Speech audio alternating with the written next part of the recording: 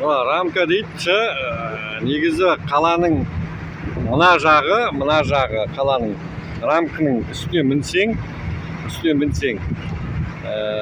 ар жағы қаланың көне қала деп атайды екен. Қаланың бер жағы новый қала деп аталады екен. Көрдіңіздер ма? 156 метр дейді, 156 метр. Лифтімен көтерілесің, сосын үстіне шығып, неге жасайсың дейді жаңағы. Фотосессия ар жақ старыйды сүрткізуі, новыйды. Бірақ старыйдың өзі біздің Қазақстандағы самый мықты үйлердің бірі секілді ше. Дубай ғой.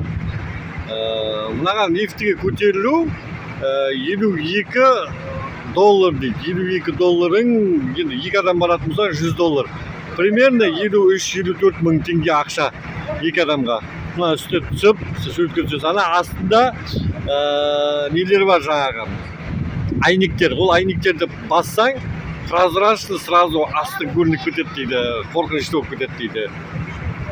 Сондай моменттер бар, өте керемет негізі. Біздің экскурсиядағы жүрген азаматтарымыз бәріміз бірге қыдырып, осындай керемет жерде суретке түспек ойымыз бар. Жалпы, енді суретке түсеміз қазір біздер. Бәрі өліп түсіп жатыр. Қайтейін. Аға қалайсыз? Жақсыз ба? Ой, жақсы. Аланды қара.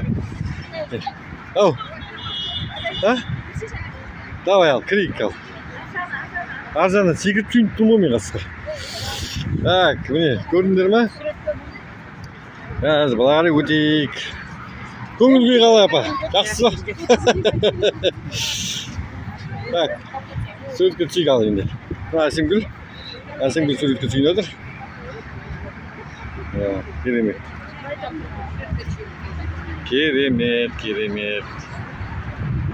Новый.